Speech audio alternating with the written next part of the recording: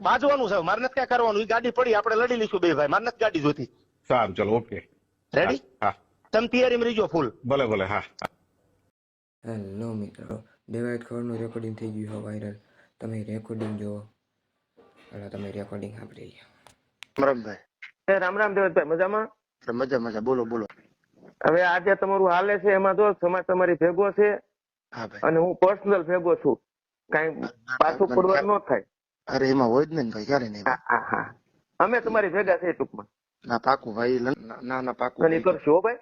સવાલ જ નથી ને સમાજ. અને બીજું કઈ મારા લાયક કામકાજ હોય તો પાછા કેજો, કઈ શરમમાં ન રહેતા. શરમમાં રહે મારા. ચોક્કસ. એ ભલે ભલે ભાઈ. કાંઈ બીવાની જરૂર નથી. અને કદાચ મોત આવતું હોય ને તો એને કહી દો ગોયું આવે. એના માટે મેં શેર લખ્યો હતો. માણસને અંદર એક સ્ટેમિના આવી પડે કે ના જશે. આ મારી આંખ સામું જોઈ લો તમે, ક્યાંય બીક નથી ભાઈ. હું કામ દુનિયાને બીવરાવો છો યાર? નેગેટિવિટી હું કામ ફેલાવો છો? જોવો અમારી આંખમાં અમે આંજણ મોતના આંજ્યા છે. અને કહી દેજો કાલ ને બીક નથી, હજી પેગડે પગ માંડ્યા છે. મારે બાજવાનું છે, મારે નથી ક્યાં કરવાનું. ઈ ગાડી પડી, આપણે લડી લઈશું બે ભાઈ, મારે નથી ગાડી જોતી. ગાડી લઈને કાનો જેવો આવ્યો એટલે આ લોકોએ કીધું કે ભાઈ ગાડી લઈ લ્યો. દેવત ખબર અડધી કલાક મોડું શું કામ થયું? મને તો રજા આપી હતી જવા માટે. મારી હાજરી બોલે, સીસીટીવી ફૂટેજ ચેક કરો ફાર્મ હાઉસના. એટલે મને ડ્રાઈવરે કીધું ગાડીની ચાવી લઈ લીધી. બધા ભેગા થઈને ગાળા ગાળી કર્યા. ભગવતસિંહ કે રામભાઈ એમનો દીકરો જે કાંઈ બીજા હતા, મારો ડ્રાઈવર ઓળખે છે ને કાનો.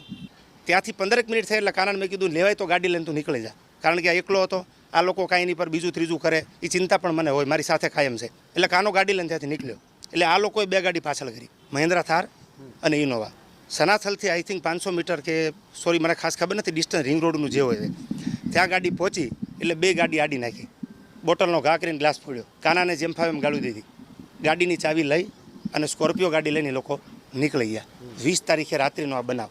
એટલે કાનાને મને ફોન આવ્યો કે ભાઈ ગાડી લઈને લોકો નીકળી ગયા. મેં કીધું તું ઊભો રહે. ત્યાં હું 2 વાગે આઈ થિંક પહોંચી ગયો અમદાવાદ, આણંદ બાજુથી આવતો.